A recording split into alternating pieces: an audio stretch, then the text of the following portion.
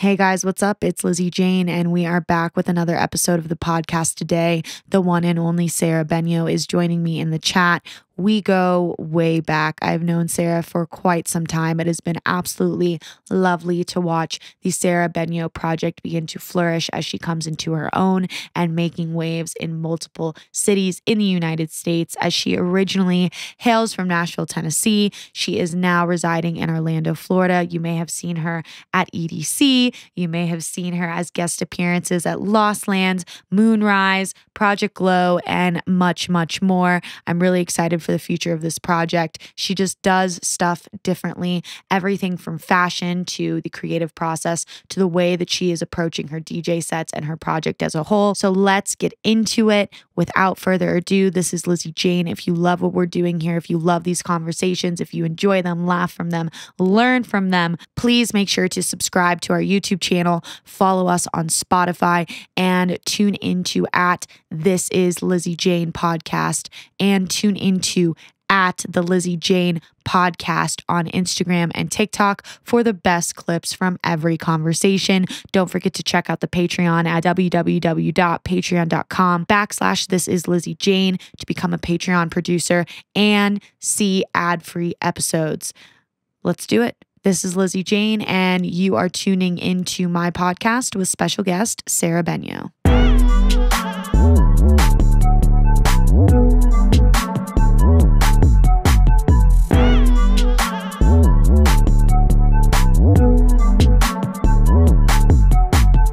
Hey guys, what's up? It's Lizzie Jane, and we are back on the Lizzie Jane podcast. Today, I am sitting down with a dear friend, Sara Benyo. Thank you so much for joining me today. And thank you so much for having me. Yeah, absolutely. For those who are not aware, Sara and I have known each other for quite some time, back from like the old Ritz residency days. And at the time, I knew Sara as like an up and coming artist, and you would like tell me your aspirations, and like now you're doing them and performing and DJing and writing and co-writing like on all these different projects. And I think it's so amazing, and it's lovely to see a fellow Florida up and coming act kind of like breaking out of Florida, which is always a difficult thing. So yeah, I'm very happy to have you on. How's life been? It's been good. Thank you so much for all the kind words too. I really appreciate that. I think the first time we met each other was like 2019, which seems like yesterday, into 2020. And I feel like everybody's lives have just changed so much, and for maybe the worse, but also the better. Like we're both fucking killing it. So absolutely. I'm very happy about that. No, definitely. I mean, it's crazy because it was pre-pandemic, and I feel like the pandemic put a lot of things in perspective for a lot of people who are in music, are currently in music now, may not be in music now, like on all ends of the table, like artists, agents, managers, A&Rs, all of those people like through the pandemic had to become very innovative. And I think it allowed a lot of people to say, okay, what do I exactly want to do? What do I aspire to do? And it allowed people to kind of like hop out of touring or local shows or going out or quote unquote networking and like really just focus on your craft and your writing and like streaming and connecting with people in different places. And I feel like you pre-COVID to post-COVID is like a day and night difference. And I feel like post-COVID, like I just started seeing your name everywhere because I've been obviously very connected within the Florida market, but then even out of the Florida market, you just played in LA, you just played in Denver. Like, has it been very surreal from a point of, wanting to be booked as a local opening act to now you're going and you're playing support like in cities that you've never played in? Yeah, it's definitely surreal. And it's also just a really rewarding feeling, when you put years into your work and, even years before that, it almost can take years for people to even to start seeing your name. So people don't even realize like, oh, maybe there's 5 years to 10 years, even more behind that, dedicating your whole life to music. So it definitely feels very surreal. I'm a big firm believer in like chasing your dreams and having like actionable goals behind those, choices and things you want to do. So to like see your goals come to life through your own hard work is like, it's like, okay, yeah, like this is what I want, this is what I expect, but it's also like, whoa, is this really happening? Like, am I really playing EDC? Am I really collabing with this artist? Like, there's still that, I don't know, surreal feeling, like you said. Yeah, it's definitely that like minor imposter syndrome mixed with like I've worked my ass off and I have to be proud of where I'm at and proud of where I'm going, and realize that definitely in music at the end of the day, the only thing that can really make it happen is yourself. So it's like you taking the time to first off, like not quit. Cause if you quit, there's no way you're ever going to get to the point in which, you know, your goals were set or where you idealize yourself at, or at self-maintenance, or kind of climbing to that next goal. And then also just like taking the time to work through like your own individual journeys, mistakes, and like learning from them. I feel like I sit down and I have so many conversations with other people, and, you know, the journeys are aligned, but especially in music, there is no like, here's how to start your business. And here's step 1, step 2, step 3, step 4, step 5 to get you all the way to EDC, or to get you all the way to a label deal, or to get you all the way to an agency. Everybody's journey is so different. And for people who maybe are not aware of who you are or what you do or the type of music you create, I would love for you to like give our listeners some background and some insight on just like who you are as a person, maybe even like before the Sara Benyo project kind of came to fruition.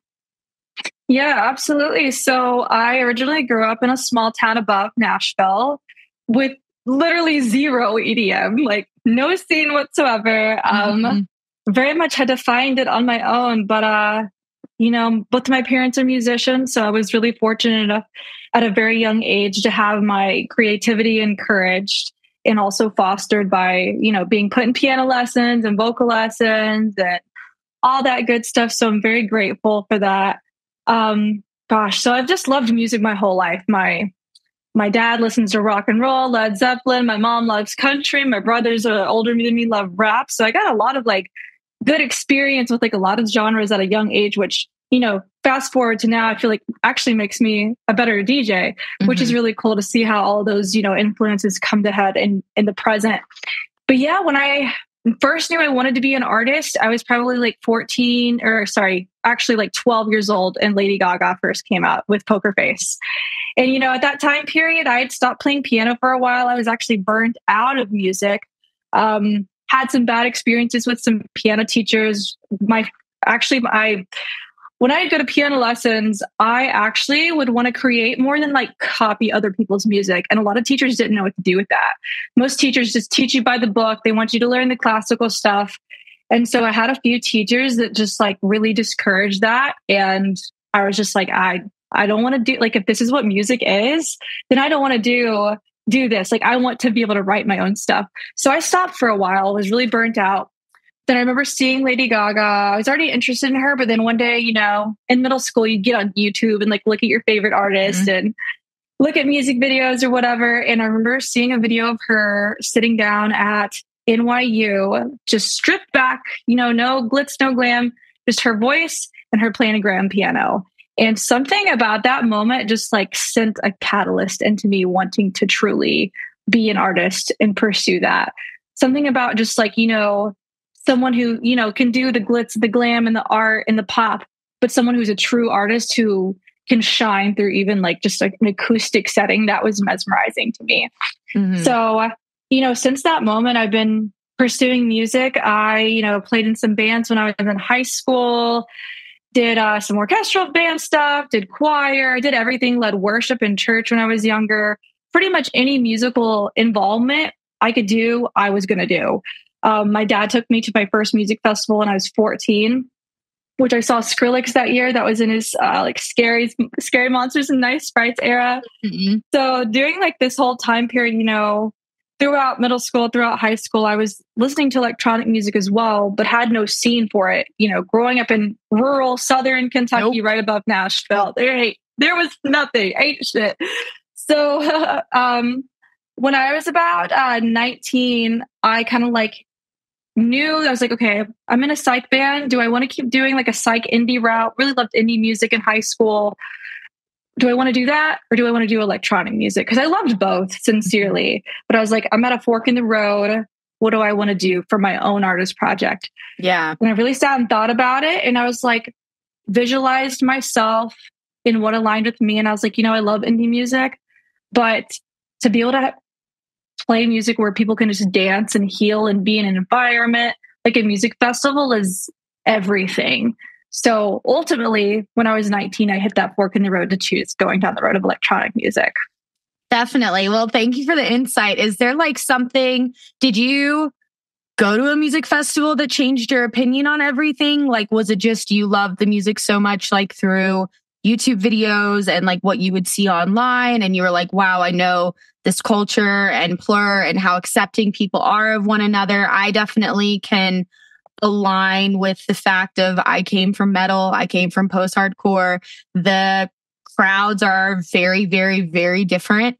And I think that when I went to my first quote unquote rave EDM show, it was definitely a culture shock in the way that people cared for each other, in the way that people were kind to each other, in the way that you could go and, what you said before, you're taking your musical influences from like what your dad loves and what your mom loves. And, you can make a remix and you can make a bootleg and a flip and still like put all of these different musical inspirations together.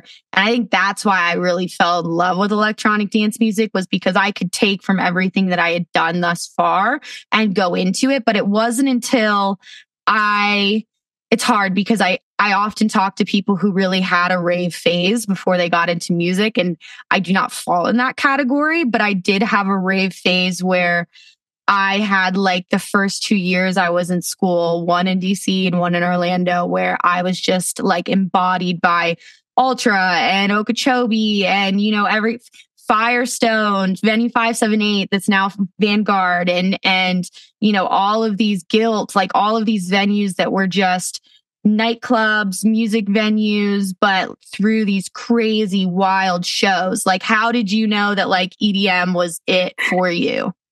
Yeah, for sure. And by the way, growing up in Florida, if you or whoever's listening, if you grow up in a bigger city where EDM is like already established, like you do not realize how lucky you are, because there's so many places across the country where that doesn't exist. Even now. Yeah. So, when I was first exposed to electronic music, I was probably 9. I used to love playing Dance Dance Revolution with one of my best childhood friends. I love it. I would like ask for the CDs. Like there's like a CD at Burger King and a kids meal. Maybe my dad go take me and get. We would put on like iTunes radio back in the day and like listen to like house music and trance. So growing up, I had always been listening to electronic music. I don't want to say like I ever had like a rave phase. I wanted to have a rave phase, but there was nothing around me. Like I sincerely would try to think I'd be like, passing places when we go through different states and it looked like a venue. And I'd be like, oh my God, like, why can't I just go to this rave? Let me sneak out. It's like a 13-year-old to figure out a way to go to this. But, the closest thing that I really had to that when I was growing up was really Bonnaroo. Okay. So I'm very grateful for my dad, taking me to that. And so that was like my first, real experience into like music festival culture, which I don't know if you've ever been, but it definitely gives Plur vibes. It's all about like radiating positivity. And yeah, when I first went, it was like a whole new world that I absolutely fell in love with. Just the community and the camping and helping one another, people going through lines and high-fiving each other and just happy to exist and be there in community and in unity was the most beautiful thing ever. And I went like every single year consecutively after that. That's amazing. So it wasn't until, I was halfway through college that I really started going to, quote unquote raves. I moved to Nashville to pursue like a degree in audio production. And that was the closest thing I had to shows, which, was amazing. But I would say as far as like having a rave phase, like it just kind of almost happened as my career was happening, because it's like something I always knew that I wanted to do. I've always wanted to somehow create like this like larger than life pop world with the EDM world, collaborating, doing the vocalist thing while existing in electronic music. But, as I've moved through life, it's almost like this phase has kind of grown with me. Like the love for the music has always been there, but the experiences have grown with me, if that makes sense. No, it definitely makes sense. And it makes you fall in love with it more. I think just on my end, definitely from my own journey, it's definitely been an out of body experience where you start looking at something that you loved as a consumer, and then you kind of exist in that space. Like the first time that you were guest listed, or the first time that you went to a festival and you were backstage and you realize how many people it takes to really do this, and how many, I'll always remember, especially, it was literally 2019. That was the first time. That was when I met you. That was the first time that I went backstage at a festival, which was EDC Orlando, and it was to meet Black Tiger Sex Machine and their team and talk. And I remember watching them and watching Rez walk in with a team of 30, and they employed every single person there. They were all there running point, LDs, production, visual designers, managers, their agents were there. And I saw like how big the aspirations could be of like what you could make out of a project. And obviously they are the top of the top. They are the A-list acts that are fitting into the smaller pocket of most artists that exist in electronic dance music. But it really showed me what was possible. So it's kind of like your love grows for it as you see those possibilities come into that fruition. And especially with you, I was very attracted to rock music. Like, I think you have the influences from the pop world. And like, I was very rock, indie, metal, screamo stuff. And like, I can definitely see on your end where you get your pop influences from. And I definitely respect you because I feel like you've had to jump over hurdles, through obstacles, whatever, in the way that you've chosen to present yourself through the Sara Benyo project, which is very, you have a lot of girls in our scene who, quite frankly, dress as guys. You have a lot of girls in our scene who kind of have one look or they have one gimmick, and that's kind of it.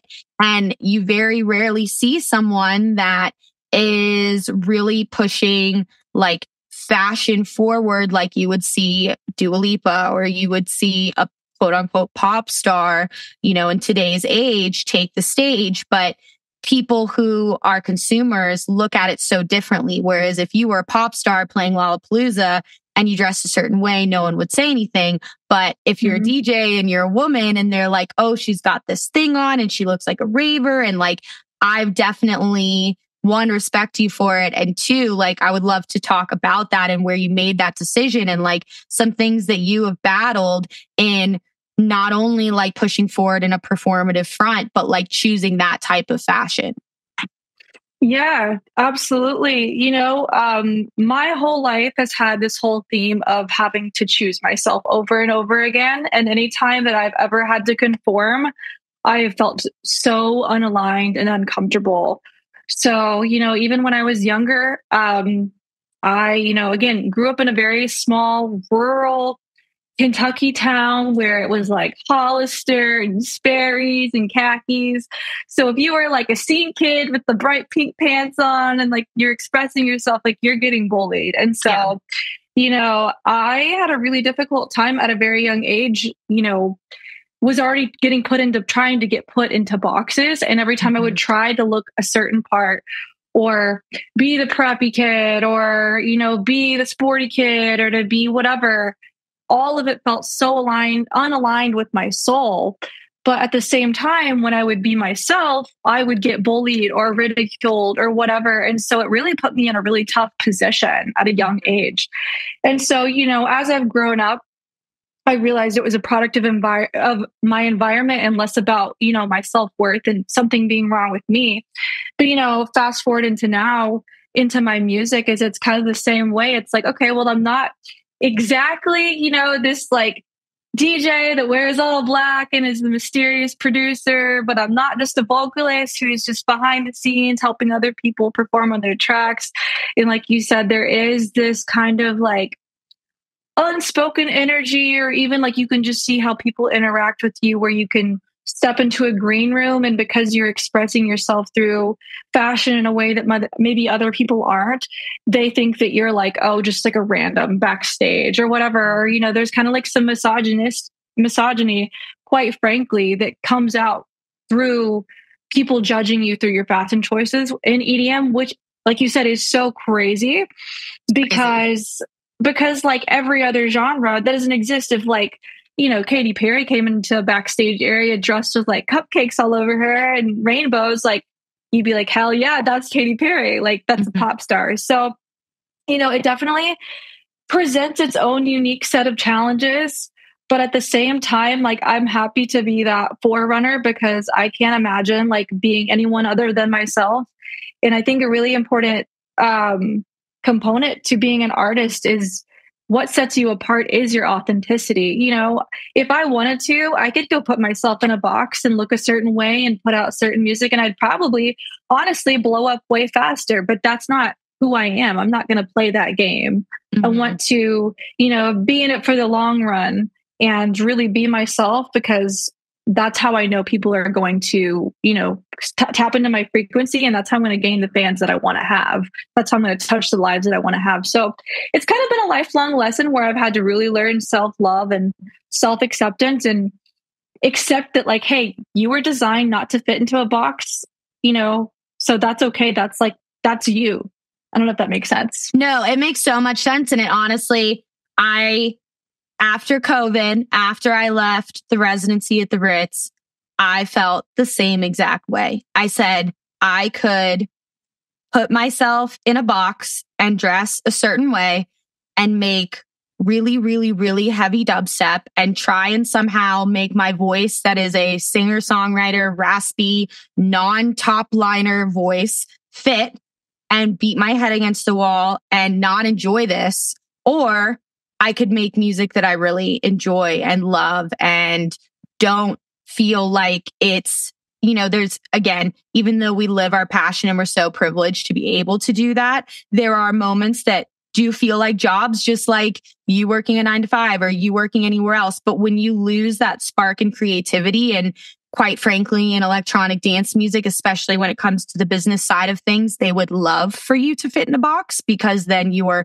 very easy to sell and you're very easy to play support on X tour forever and play support here and here and here. But I believe that you're never going to become a headliner that way. You know, it may somehow work out where you have this career shelf life that is 2 to 5 years because a really big artist put you on and you got a really big fan base from them. But the only way that you're going to break through and really create a lane of your own is, unfortunately, the road less traveled, which is very much so longer than saying, I am a dubstep DJ and producer. I am a tech house DJ and producer. And I think that fan bases now are ready for the diversity. I think they're a lot more ready for the multi-genre faceted sets, because they are tired of the same dubstep sounding the same and tired of the same melodic bass being in F minor and 150 and being interchangeable with a Millennium song. And I think it's just through that, it's just, it's a series of conscientious decisions that really you have to make as an artist. And they're quite difficult decisions when you definitely have that voice in the back of your head that goes, well, if I just did this over and over and over again, this would be a lot easier. But it's not always. I have to feel like artistically fulfilled. And I feel like you're the same way, where you're able to hop over to all these different types of subgenres in electronic dance music and write and have notes on production and be in co-writing sessions. And like that, back to what we were talking about before we started on this podcast, is what the definition of an artist is. When you look in the indie lanes and the pop lanes, and really just, I think even of like the Fred Agains, and you see these newer artists that come out, Sammy Verges, like all these guys from the UK and certain people who are influencing US acts, they're encouraging that diversity in sound. And I think the fans are ready for it, but it's just, you know, you have to bet on yourself. And I think it's just so important having a team that believes in you and people around you that support you, or it's going to make it next to near impossible. And with that, you know, you saying I go into green rooms and people look at me. I think some of that's a girl thing, unfortunately. And I think that there's, again, this stigma and this unspoken cool kids club that everybody like wants to fit into, whether it's on a local level and you got the local DJs who are playing every gig and they're playing the local spots at festivals, or all the way up to people who are on massive agencies selling out 2,000 to 5,000 cap rooms. They roll in, they're wearing all black. The girls who are in that picture are usually the girlfriends or the girls for the night. And it's this really hard thing to look at as a female or a non-binary, or, you know, in the scene that is supposed to be full of acceptance and plur and community. Exactly. But there's there's this double-sided kind of thing that, you know, I hear is talked about on podcasts, but not really anywhere else, because, you know, you don't want it to get you in trouble, or you don't want to say, oh, this is what's happening in the scene and da-da-da-da-da. But it is there. And I think it really takes, in my opinion, people who are advocating on the side of men for women, it doesn't matter what gender you are, for unique projects that are pushing the boundaries to be supported and get those spots that isn't just your run-of-the-Joe dubstep act, your run-of-the-Joe gimmick EDM act, to bring them to the forefront, which is going to continue making it easier. And I see it happening, but it takes so much sacrifice and risk from the involved parties that it just goes back, in my opinion, it's like you just have to be authentic to yourself, because as an artist or as a manager or as, you know, a freshman agent or an A&R, like, you do so much work for free. You put in so much time. You know, we work 100-hour weeks. Most of us have jobs that are not music orientated, or they are music orientated and they have nothing to do with our work, that you have to love what you're doing or you're going to end up hating it. And I got to a point where I was like batting my head against the wall, hating it, not liking what I was making. And I was like, whoa, you're going to you're going to snowball yourself into walking away from this if you don't start to make art that's like authentic to you. Exactly. Yeah, you nailed everything on the head. Like you said, it's like you could fit into a box and, you know, you could play those support slots, and yeah, you might could get on that dream festival stage, but what's the shelf life of the product you're selling? It's like, okay, that's great. And if you want to tour for a few years and get your bag, that's fine. But like for me, it's like and for you, like longevity, like I said, making a long lasting impact. And it's like, you know, when labels approach you, it's like almost like, you know, if I'm sitting in a room with someone and they're like, well, what if I go in making the same music that everybody else is making, wearing the same thing, with the same branding, with the same logo, with the same sound design, with everything. And there's 5 other acts that are bigger than me. If an A&R approached me and they're like, well, what sets you apart if we already have these 5 other acts signed? Like, I'm fucked. Like, there's nothing that sets me apart. So that's why, you know, I mean, if that's who you are, then that's who you are. And that's the style you want to have, all love. But like, you know, to a degree, if you want to become a successful artist, you really do have to lean into your authenticity. And maybe it is a longer game, but at the end of the day, no one can take away from you, you know, your brain and your mind and how you view art and how you bring art into this world. And it can be tough, you know, on a music business end. There's a lot of people who gatekeep opportunities, or, you know, there's a lot of, like you said, rooted misogyny. But I do think that we live in a beautiful time period where, you know, social media is a blessing and a curse, but it is such a blessing in a sense where we can have direct contact to the fans. And what honestly means more to me than anything, and when I do get sad or I do cry because something maybe fucked up just happened, is like, you know what, when I root myself and I center myself, I'm like, okay, you know what, none of this matters, because at the end of the day, I make music for myself and I make music for my fans. And if your fans resonate and you gain a massive following online, like, eventually you're undeniable. Someone might could deny you opportunities left and right over here, for a temporary amount of time. But if you focus on being yourself and you really foster the relationship with your fans, which is who I make music for, I don't make music for the producers. I make music for my fans and my listeners.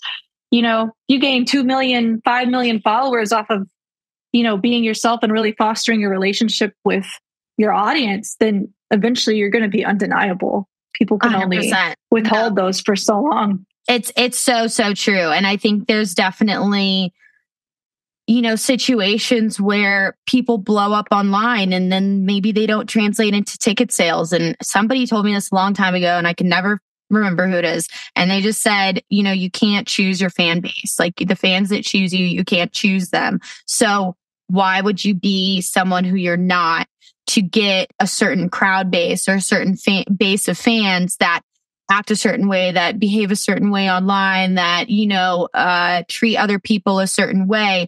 I'm so for building the community. I think that there's so many artists out there now, and there's so many ways for, I hate saying the word industry plant because I really don't feel like industry plants necessarily exist in this day and age, because we have such strong tools of social media, and like no one can put I can't put myself in someone else's shoes who like blows up overnight, because like I saw them blow up overnight. They could have been doing this for 15 years. They could have been doing this for 7 years. So like, I hate saying that, but there's ways that people can get picked up by certain teams that maybe they have a really large artist and then they get with that agent and then they're on every festival for the year.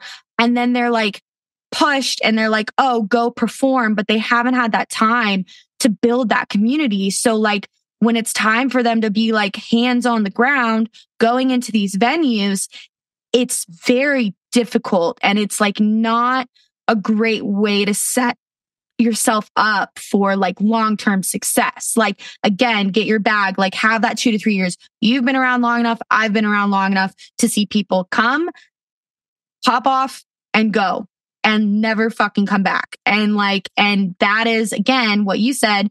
You don't want to do that. I don't want to do that. I want to be performing, co-writing, co-producing, in studios, doing actual work and getting credits, but then also being able to say, okay, I go and I rather play small headline shows that we can sell out and I can actually put things on my shoulders to build with the community than just go, I'm only going to play these shows with Excision. I'm only going to play these big festivals, because then you kind of have everybody picking you up. And I think just in this day and age, with how many artists are aspiring to do this, really doing this, touring nationally, making a career out of it, even you see somebody touring nationally, 9 times out of 10, they still have a 9 to 5. They still have a remote job. They still have other forms of income. But if that community isn't there and like, you're like, what is it? Not the apple falls far from the tree. It's like the horse comes before like the foot. I don't know. It's like if it comes too quickly and like you're not ready for it, it sometimes can like bite yourself in the ass.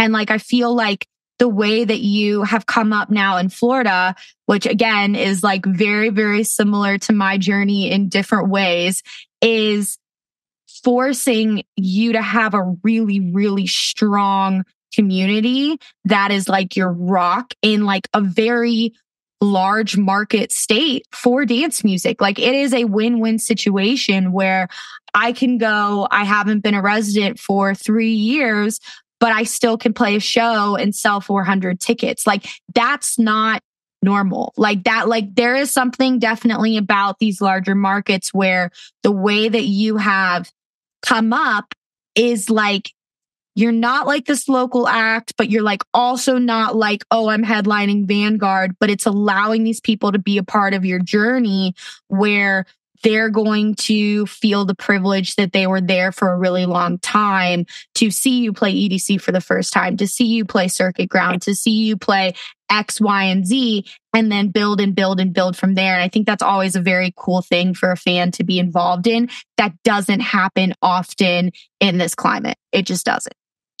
Yeah. I'm very fortunate to live in Florida. It's got a great market for sure. And one reason I moved here is just because of that. You know, living in and growing up around Nashville, you can go to a show, but the artist to fan ratio is so disproportionate in the wrong way. You go to a show, but 99% of the people are also aspiring DJs or artists. So it's honestly, people are like, oh, Music City, it must be good.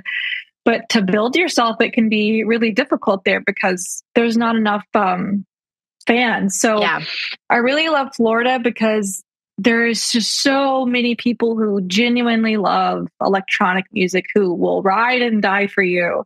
Mm-hmm. So it's really nice, you know, it is really nice. And I'm really happy to have so many people in my corner that are getting to watch this come up. And I don't take them for granted.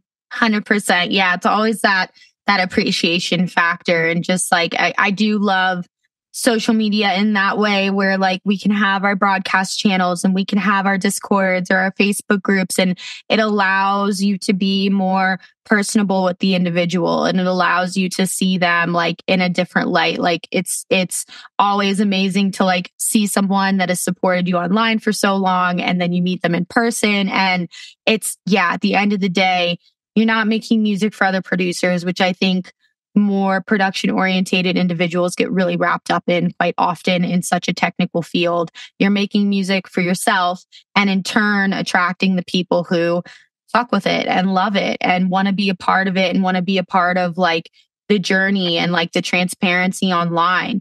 And do you feel like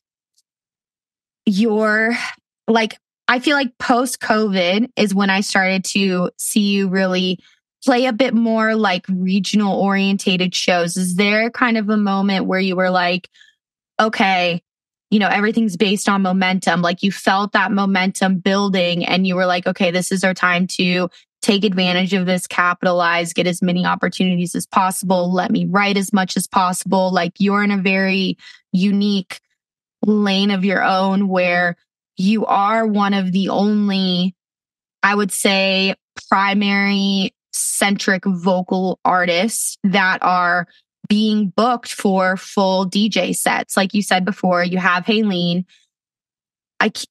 Maybe there's others. I can't think of them. And there is that stigma where it's like, oh, you're just a top liner. But guess what? Nobody would fucking give a shit about the song if they didn't hear the lyrics. Like it's literally such a thing.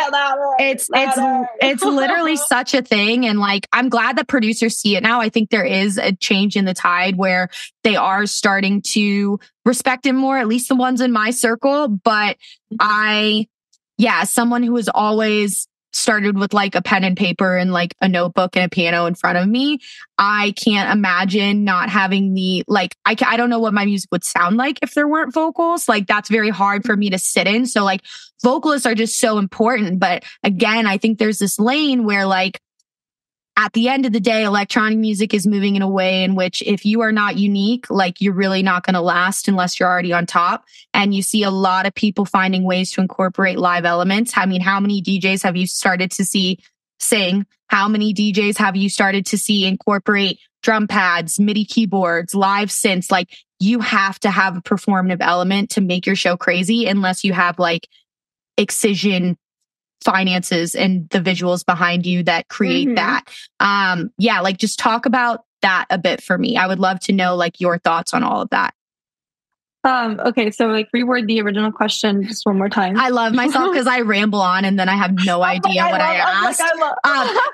So you being just right. No, I know. Like you being an artist and a vocalist that is predominantly vocal based performative art, but you're being booked for full range DJ sets, full hour regular offers. Like I would get like Dion Timber would get Dylan Francis, like a regular DJ set, not you joining someone on stage, which like, again, I know you have tons of friends who you do co-writing sessions with, and you know, they'll pop out for ED Las Vegas or they'll pop out for their like minute song and then that's it.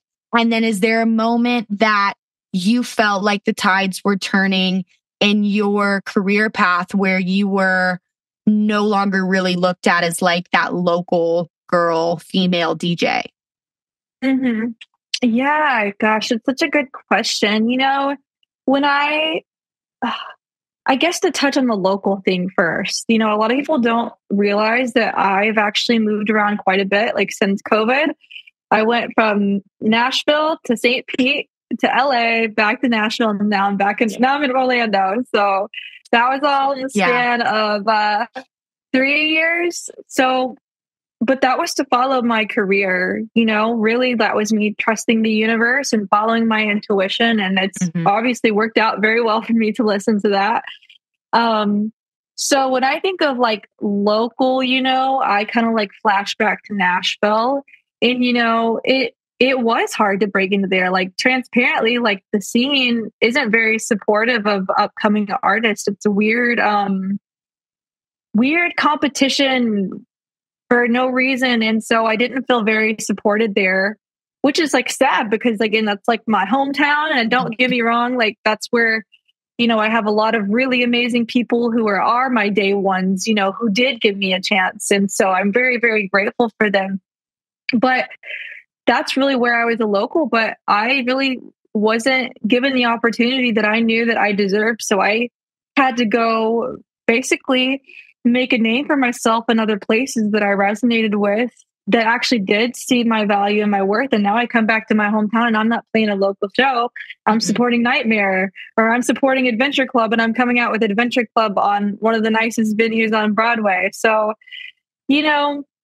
those are moments where I'm like, wow, okay, like I'm really proud of myself. I've really sacrificed everything, my whole family, like I'm away from my family, thousands of miles away from my family. Nobody sees that. Nobody sees the sacrifices that it takes to truly make your dreams happen. And sometimes, if you don't grow up in a place like Los Angeles or Denver or Orlando or Tampa or wherever, you really have to make some hard choices sometimes to up and leave everything and just trust the universe. And so, when I moved to LA for a little bit, it was 2021, but that's when I started like landing like some of my big break collabs. When I first had my first collab with Jessica Audifred, and I feel like that really set some momentum for me, which was very exciting. Just being in LA in general is awesome, and it puts a fire under you because it's sink or swim. I'd be recording vocals and looking out the window at the skyscrapers, and I'd be like, if you don't do this take, well, you're out. You're gonna like, it really like puts a fire under you to be successful because, you're fighting with a million other people. So I worked really hard, made a lot of connections, did really well. At some point, it just didn't make sense for me anymore. I knew that if I wanted to build myself, it would have to be back on the East Coast, again, where LA's hard. LA's not the right place for everybody. It's the place, it's good for connections, but if you're wanting to build yourself in a live element and kind of start to dominate other markets, like the East Coast is a great place to do that because, the flight to Nashville to Orlando is an hour and 20 minutes. The flight from Nashville to New York's 2 hours, to DC is an hour and a half to get to Echo Stage, to get to Houston or Austin or wherever. It's such a good centralized place, Atlanta. So there's a lot of markets that you can actually tackle very quickly if you get into the right hands of the right people and you perform well, that will keep asking you back. And a lot of the fans that I've played for in Orlando, in Tampa, in DC, they are so loyal. So it's been like a really cool thing, on this journey to like keep following my intuition and going where I feel like is going to grow my project. So the term local is kind of funny to me because I'm like, well, I'm kind of a local in this city, but it's like the place that I felt the least supported. Now I feel like people claim me in Florida, which is like cute. And I claim Florida. I like it. Yeah. But it is like really, really rewarding. I would say, in 2022, I would say is when I really started feeling the momentum. I've been really grateful to have a team behind me that believes in me. And like you said, sometimes it does unfortunately take people that are higher up that maybe do have connections that are more powerful to be like, hey, you need to believe in her.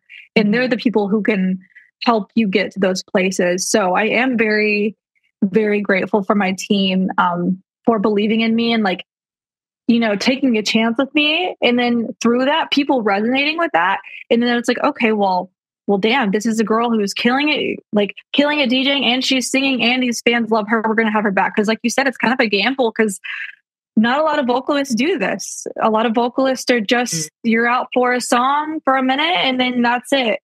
And that's just not me. And I personally, like, I love DJing. Like, DJing is a part of my soul. Like, growing up as a piano player and as a musician, I'm sure you do too. You have a strong ear. So you do get to take all of those, like, song choices and, like, history of, like, all the songs you listen to and really apply that musical knowledge to a whole new journey of art. So, all that being said is, like, yeah, like, it's definitely, like, been a process for sure. It's definitely a journey. And do you feel like, just because I've seen you in LA, like, you do a lot of co-writing with a lot of, like, what I would consider like, a lot of them have, like, top liners in EDM, but they're really artists in their own right because they release a lot of other music where they're not necessarily top lining or singing or writing for your average EDM producer or da da da da. Like, they release their own music and they work with their own set of producers where, you know, it's just their name on the record. Is there a reason why you feel like you've had success in this when I've talked to a very good amount of individuals that have worked with comparable artists to you and have had similar aspirations, but they have not found success in being looked upon as a full performer that can not only sing, but is being booked for a set at a festival or a set at, you know, a club night or a support slot on a tour?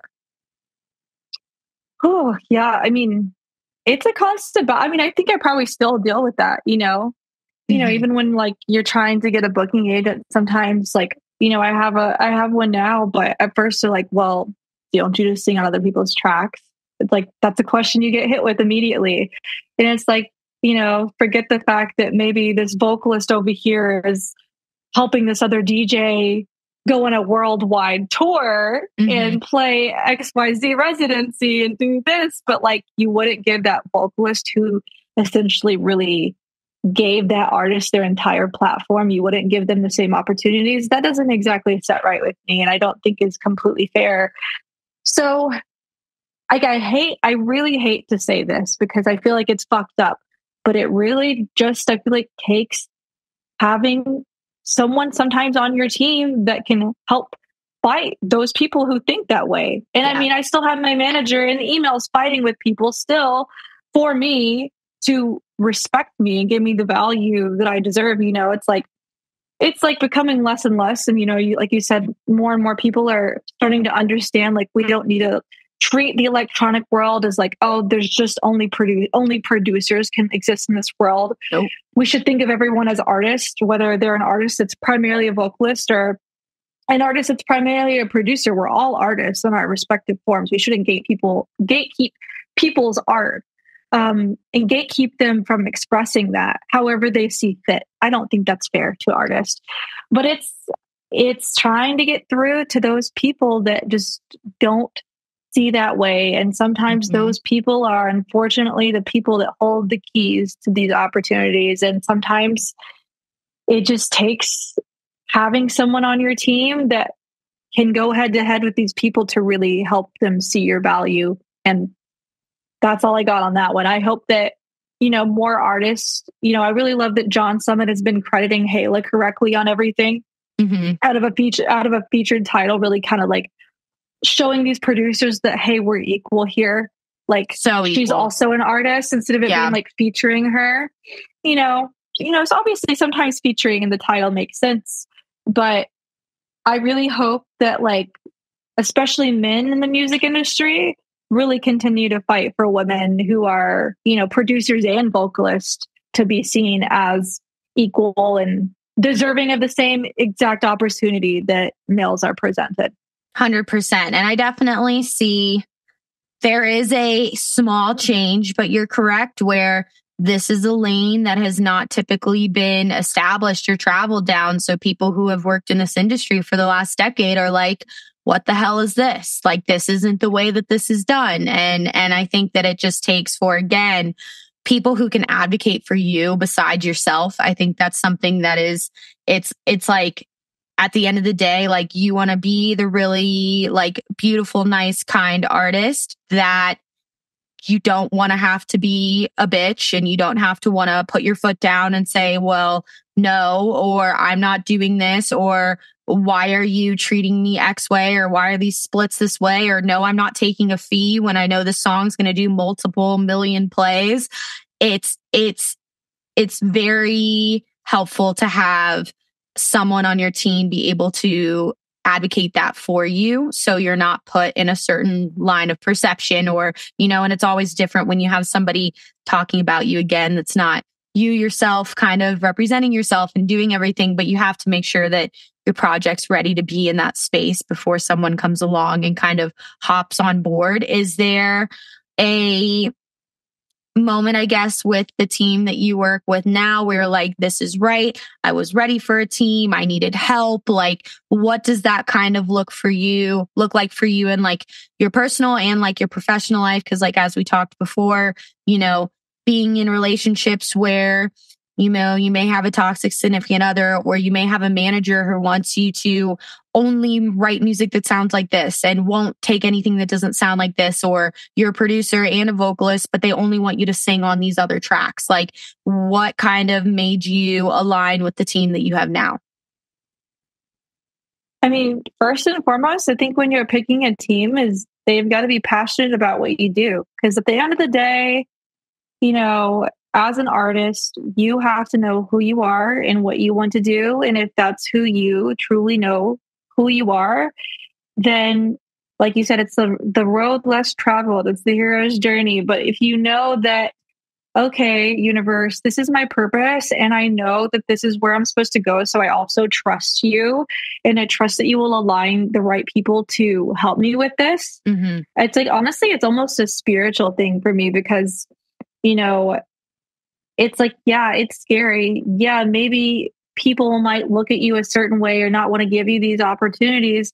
But you know what? If you truly know your purpose, and you know it on a really deep down spiritual level, that this is what you're supposed to do, then you're taken care of. And at some point, someone's going to come along, manager, booking agent, talent buyer, fan, whoever is going to support you. So I am very picky about who I work with.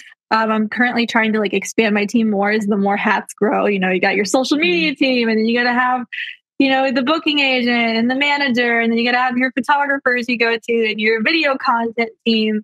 But I really try to have people around me that I align with and that align with me. That's just as simple as that. I think it's really important to stay true to who you are. Yeah, definitely. I think it's very like appealing as an up and coming act to see a bigger manager or a bigger team and say, well, if I was with that manager, I was with that team, these things would be happening for me and these opportunities would be on my plate. But I think oftentimes like there are things that come out of favors. And at the end of the day, like if the manager is not passionate about the project, or the agent isn't passionate about the project, and it's all done over this larger client on the team or this favor from this and this and that, it very rarely ends up being like your vision coming to fruition. It's just like, we're taking what we can get, and maybe these aren't the right opportunities for us. And maybe this is just, not aligning how this needs to be aligned, or you don't really have that, like, why am I making this music? What does a live show look like? Like all of those things that you should be able to very clearly answer if you have this like big team behind you. And even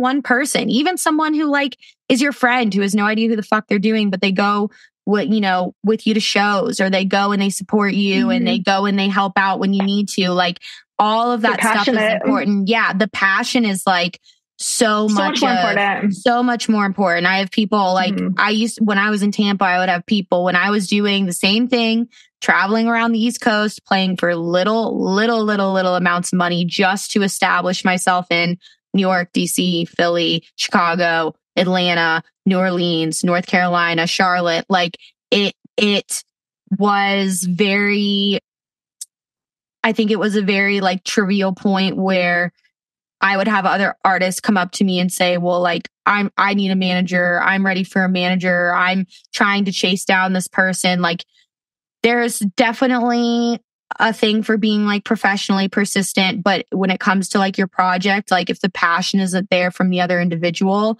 it's just not going to happen. Like, it's going to be a really hard, difficult road that usually ends up in you being like benched at an agency or not getting the attention that you deserve. That's exactly what I was thinking of too while you were saying all of that. Is I feel like where a lot of artists can go wrong is maybe they have a bigger manager approach them or a bigger talent, a booking agent. And, you know, they see that they've worked with XYZ artists and they believe because they have all of these accolades that they're going to essentially do the same for them. And maybe they do, but sometimes you just get shelved and then you're stuck in a bad deal or you've signed for years and now you're just sitting there for years shelved on somebody else's roster, which is so unfortunate.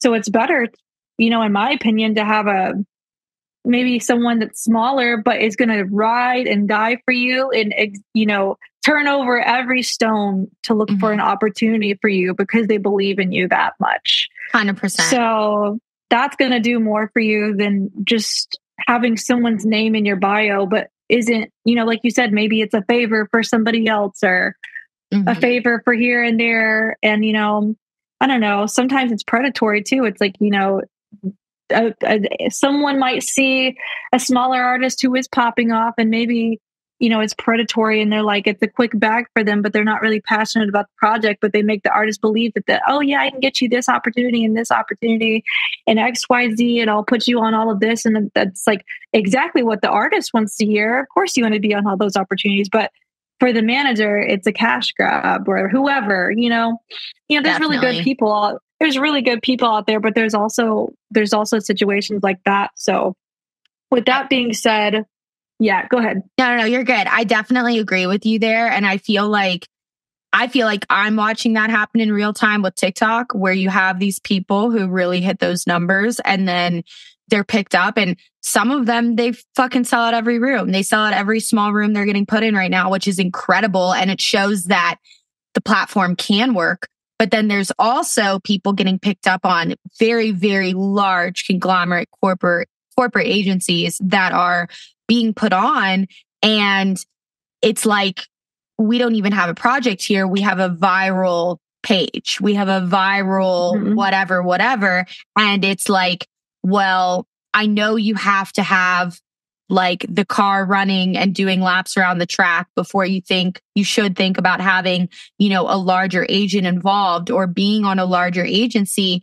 But it's also, you know, right now you see a lot of people running off of very minute levels of short-term momentum that are coming from these numbers on these platforms. And it's only going to be like a time will tell to see if these artists and see if these projects are quick cash grabs for what they are at the time, and if they get benched and if they're around in 2 to 3 years, or if they last for a decade. Like, I'm very curious to see how it pans out, because I feel like now reels on Instagram are definitely doing better. They're definitely helping more. They're definitely growing more. But like before TikTok, we didn't see what we have seen in the last like 3 years, where you would just get somebody besides like your YouTube stars, which a lot of people in dance music, until I've seen probably pretty recently, don't really take huge advantage of YouTube. So like that wasn't really a thing in our lane. You had more of the SoundCloud remixes blow up and the SoundCloud era. And like you would have a Louis the Child remix and it would hit millions and millions and millions of plays, and that would platform them. Like that's what TikTok was, but on such a higher level, where now it's like leveled out. Now you don't see people, like, in my opinion, like going to that viral rate in which it did 2020, 2021, 2022. Yeah, we're in a very interesting period of time, like you said, where a video might go viral, but it might not translate into ticket sales.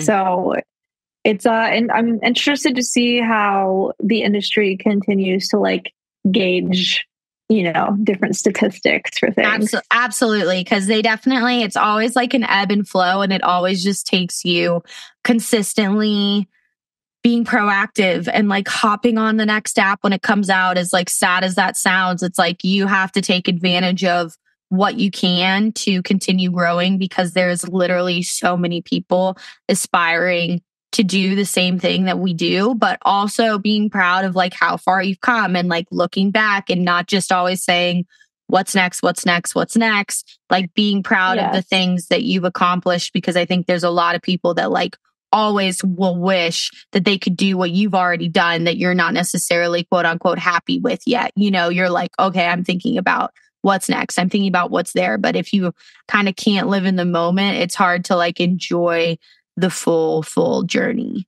That for sure. And I just feel like, people shouldn't take for granted, no matter how small or big their platform is, their relationship with their fans.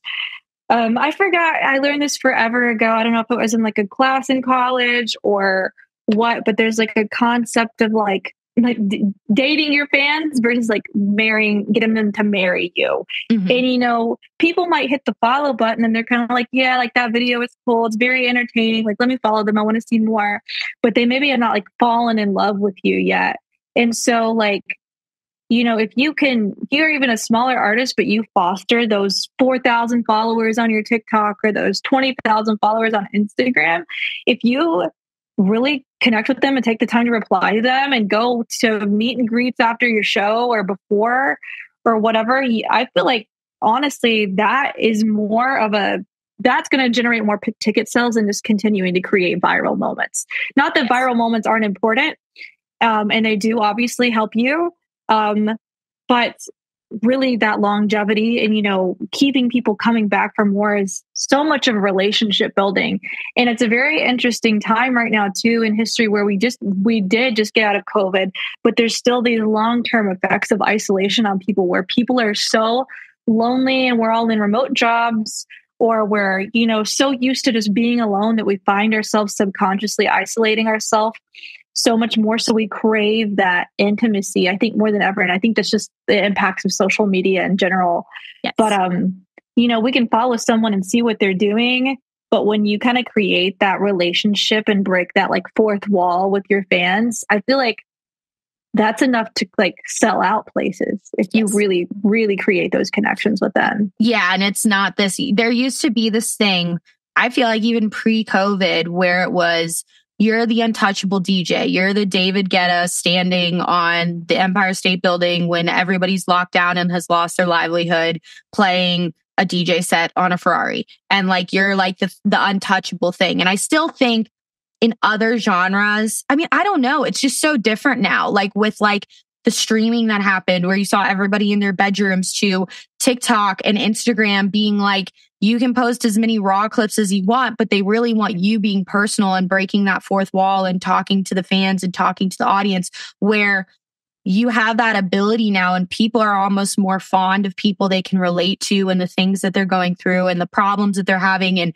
why they wrote this song and why it's so similar to the breakup that just happened, or you guys just lost your job, or mental, fortitude that you're, writing this hook about and now you're making a video on it. Like, I feel like people attract themselves to that a lot more than, ooh, look at my press photos, I'm hotter than you, or I'm more wealthy than you, or I'm doing cooler things than you. Like, there's a balance where I feel like you have those like Griffins of the world and the Millenniums of the world where you're like, damn, wish I was getting married at Aspen, or wish I was flying on a private jet. But they also are like, hey, I'm in the studio, or hey, I'm at home, or hey, I'm doing live streams. Like that,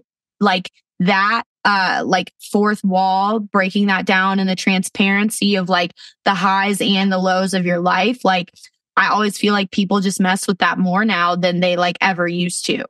Yeah, it's crazy. I'll post like a press photo, and like you said, like, it's like, I'm like, wow, this is actually a great photo. No, like post like the most like goofiest thing ever, or just like something that's more organic, and it might have taken you like 10 minutes to make, and everyone's like, I love this, it blows up. It's like insane. Yep.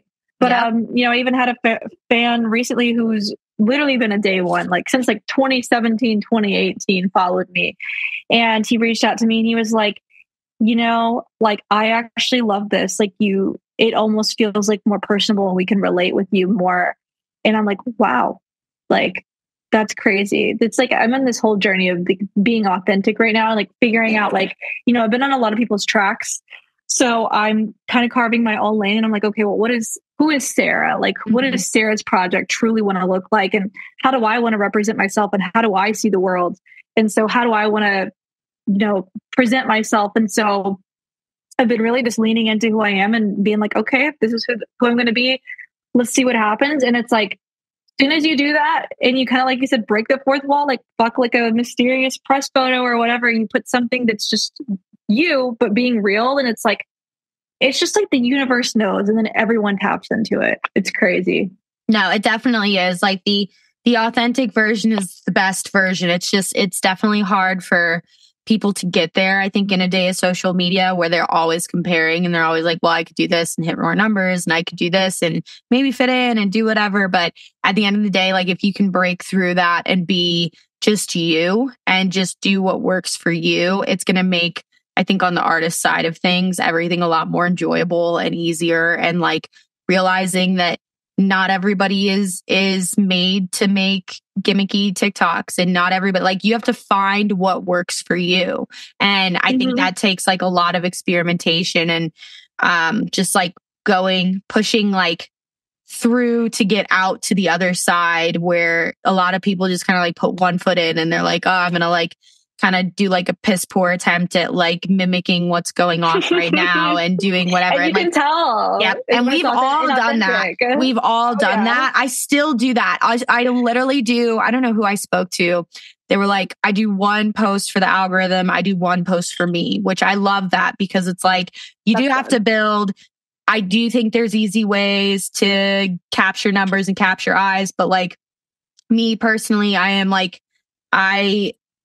a very artistic person and it's hard for me to put a camera in front of me and just like sing a song that I wrote that honestly has like such a larger universe around it that I would way more rather do something cool and creative and like different, but that doesn't always go off. But I still want to do it because it's what makes me happy. And I know the fans that do love it are going to love me because of that side of me, not the side that, everybody does on social media nowadays. So it's just finding what works. And that definitely takes trial and error and it can change all the time. And like, I think we're in an age too, where like you can reinvent yourself. You can, release an EP and then release a different sounding EP and like have a total different, like creative vision for it. And I think that is what's going to set yourself apart from a lot of people who are just kind of emulating in the same lane. Like it's hard. It is hard to innovate. It is. Yeah, definitely. You got to play the game a little bit, like you said, like help you get those numbers and capture people's attention. I always like joke and tell people it's like almost like you're being a siren. It's like, here's a little bait. And you're like, gotcha. Yep. Here's my real music. Or like, it's like with my sets, it's like, I love playing like fun DJ sets. And it's like, you get everybody headbanging and you're like, okay, now here's my song. And I want you to like cry for a second, like really feel this now that I got you here. Yeah, but, absolutely. Yeah. It's like, that's the best part about the DJ sets is creating like a full journey. And especially when you get to have those moments where you're with those artists that you can really do whatever you want. Or you don't know if they're going to be receptive to you doing you and you do it anyways. I think those are even the shows that I walk away from being like, I could have easily made a set that was dubstep and played my old discography and all of that. And instead I've made a set that encompasses my future music and where the project's going. And they could have fucking hated it instead still, but they loved it because it was different. Like that's when those moments happen. You're like, wow, okay, that was sick. Like, I'm glad I sang. I'm glad I didn't just DJ. Like, I'm glad because it's easier sometimes. And especially like singing in clubs or having a live element in clubs, like, like sometimes you don't get people who are receptive to it, whether it's the sound guy being like, you're not the headliner, I'm not going to do a sound check with you, or you're not whatever, like, oh, you don't have an audio tech, I can't help you, or da da da da. And it's just, you have to fight for like the artist that you want to be, especially when you're playing in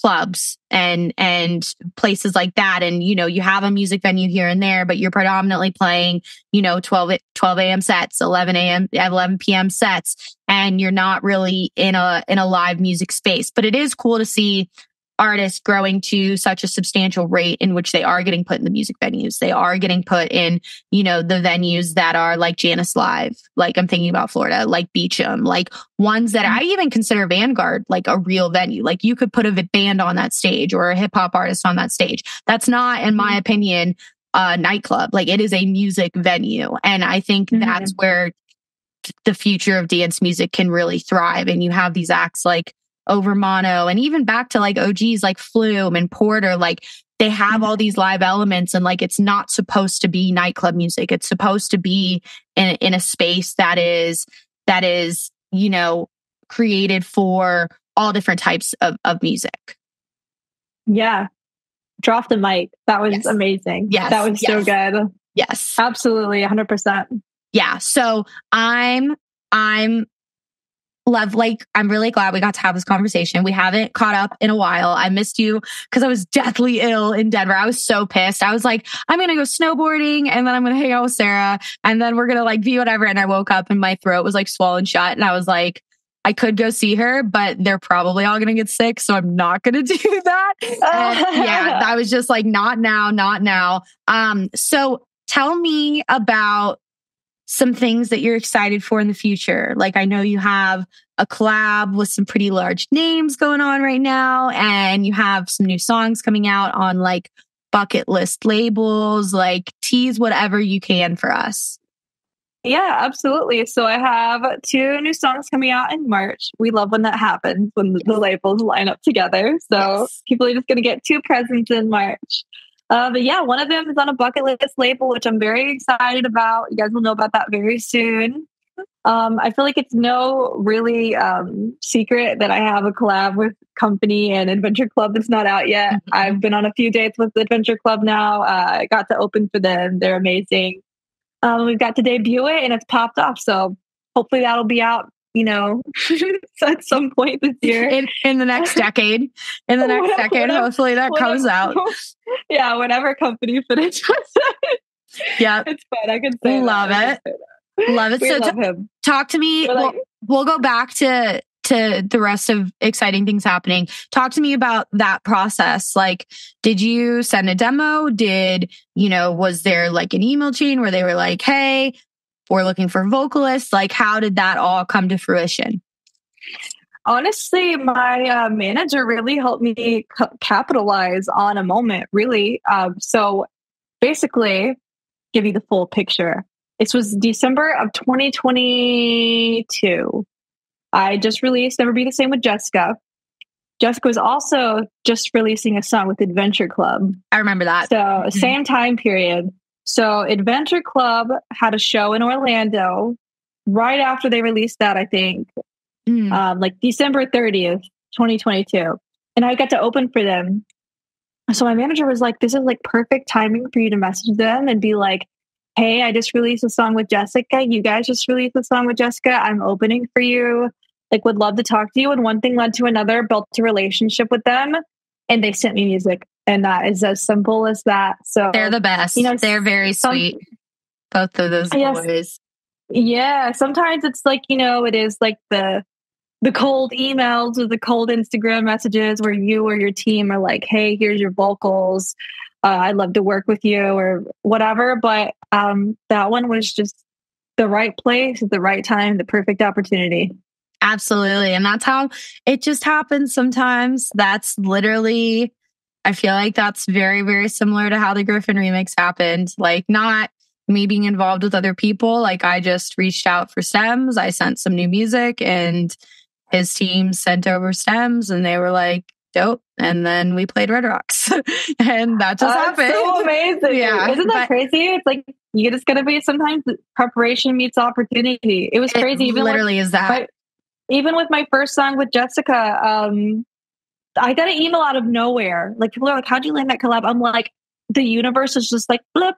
I was driving in LA to go to a job. And like, I looked at my email and I was like, what does this say? Like, does this actually say this? So sometimes it just be like that. It does. And it just always like, it's a testament to like even the small moves you make can help like a bigger stepping stone like down the line. So I feel like everything you put out, like even if it's with like a really small producer, you're releasing it independently and not on a label, like still put your best foot forward, because that's what's going to like open those doors for you at a later time. And then like when you get that opportunity, I mean, I remember, yeah, for like the Griffin remix, they sent the stems and they were like, we need it by Friday. And it was like Wednesday. And I was like, okay. And then like you clear your schedule, you call out of work, you work on a remix for like 2 days straight and you do it. And then like good things come out of it. And like, I'm not always saying that's ideal or the best situation, but that's oftentimes how you as an up and coming act get opportunities put on your like doorstep. It's kind of like you either perform and like a lot of those opportunities won't come to fruition. Like I could have done that and they could have been like, yeah, it's just not right for this remix, like da da da. And I'm like, all right, on to the next one. I did the same thing for Alice in Wonderland and it wasn't the right remix. It just like wasn't what she and her team was looking for. But then the Griffin remix came a week and a half later and then like it was what his team was looking for. It's like taking advantage of every opportunity and just understanding that not everyone's going to pan out, but the ones that do pan out, like those are total wins. And like you making, I remember I literally exported stems from that Alice in Wonderland remix, sped up the BPM, and then it was the lead in the Griffin remix. So like, I think of like, if I didn't do that and then be told no, and then be able to take some of that and reincorporate it into this remix, like would it have even happened? And I feel like that's very similar in your situation where like, yeah, I love Jessica. Like I consider her a dear friend. I was with her this weekend. Like she, like that wouldn't have happened, whether it was from her or her team, if you hadn't done previous stuff. Like they're not just going to like cold call. Yeah. Yeah. It was a really cool opportunity. Like I said, for the first one, it was random. It was a random email from her manager. But yeah, it was really nice to like have a follow-up song with her, which then, snowballed into, playing Bassrush shows, getting locked into Bassrush festivals. So the universe is always like looking out for you and presenting opportunities. And like, you with Red Rocks, you get to play with Griffin. So yeah, no, definitely a surreal thing. Yeah, for sure. And then you just kind of, you take that and you also realize that like, I never want to say this in regards to music, because I think in electronic dance music, if you do there are songs that can really change the trajectory of your career. We've seen it with Craze. We've seen it with other individuals.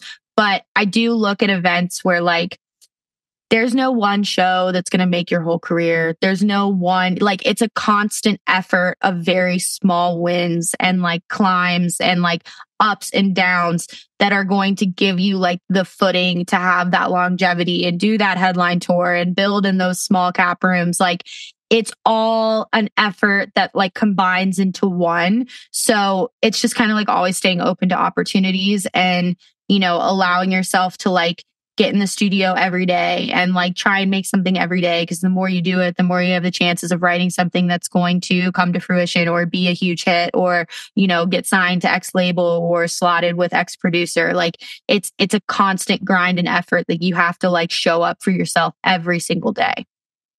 Yes, exactly. Everything snowballs on top of each other until one day something just goes, and it's usually when you least expect it. Yep. It really is usually when you least expect it. 100%. Okay. So I know you have a lot more music than that, but huge collab coming out with Company and Adventure Club, hopefully this year. And then I know you're releasing on a very, very fun label next month. What other music and show stuff can you tease for us? Yes, so I am playing Breakaway in Tampa in April. I have some other festivals and shows that I'm working on, but can't confirm anything right at the moment. Exciting. And then, yeah, and I'm working on a bunch of originals right now, which I'm very, very excited about. Oh, that's awesome. That's so exciting. Oh, that's so exciting. Yes. And that definitely goes into the lane of like you creating that universe for yourself of where you can go and collab with whoever you want and you can feature or be, co-writer or producer, but also like creating that universe for like, who is Sara Benyo? what is it she exactly all about? And, you know, you can change that every record. You can change that every EP. Like that's the great thing about music and about where you've already, you know, not put yourself in a box to where you can do a bunch of different stuff and it be received well, like by the fan base that you have thus far. Is SMF happening? SMF is not happening then. I don't think it's happening. I think that they're taking a year off and Breakaway is going to, I think, essentially kind of that's like a placeholder, right? Like that's kind of like, okay. I don't think it's like disappearing forever. I honestly thought it was happening. Yeah, because like you said that and I was like, oh, April. I was like, April. And because I'm doing some podcast stuff with Breakaway, with a few sponsors, but in other places, not in Tampa. And I was just like, oh, that's in April at Raymond James. Like that's really close. And then okay, so that makes sense. Yeah. That makes sense. And my head was just like, wait, is that like not happening? That makes sense. It makes sense. Florida's like always changing. I know Okeechobee is happening this year, right? I think it's going to happen. I don't know. I think it's maybe next year. Year. I think that it's not happening this year and it's going to happen next year. That makes sense. I think. Don't hold me to that, but I'm pretty sure either it's happening this year, but I think Insomniac has pulled out of it, or it's happening next year and Insomniac is still pulled out of it. Yeah. Okeechobee is supposed to be a grassroots festival. It's supposed to be like an electric forest of the South. Like I went when I was in college in 2018. And I went when I was, I think 2017, I think it was like the first 2 years. And it was very like Bonnaroo meets Electric Forest, like very that's what I've heard. Chill, like bands, like it was everything from like Grizz to like Usher to Kendrick Lamar to like it was very dope. And like, I hope that's the energy that it brings back. Cause there's not a festival like that in Florida besides Halloween. There really just isn't. So it'll be cool. Florida's always popping. Florida's always doing different stuff. Something. Yeah, always has like something. 5 different festivals. I know, but it's always exciting. Is there any last things that you want to let the listeners know about? I think we covered a lot. I think this covers it all. I really appreciate you having me on. Of course. Well, I'm really glad we got to do this. I can't wait for everybody to hear the new music. And if you're in Florida, make sure you catch Breakaway. I have to check out the lineup, but I remember it being like a really cool lineup, like multi-genre, versatile, and like fun, like just super fun. Yeah. So that should be like a lovely event. And yeah, thank you so much for coming on today, Sara. I greatly appreciate your time. Of course. Thank you guys for tuning in. Bye, guys. See ya.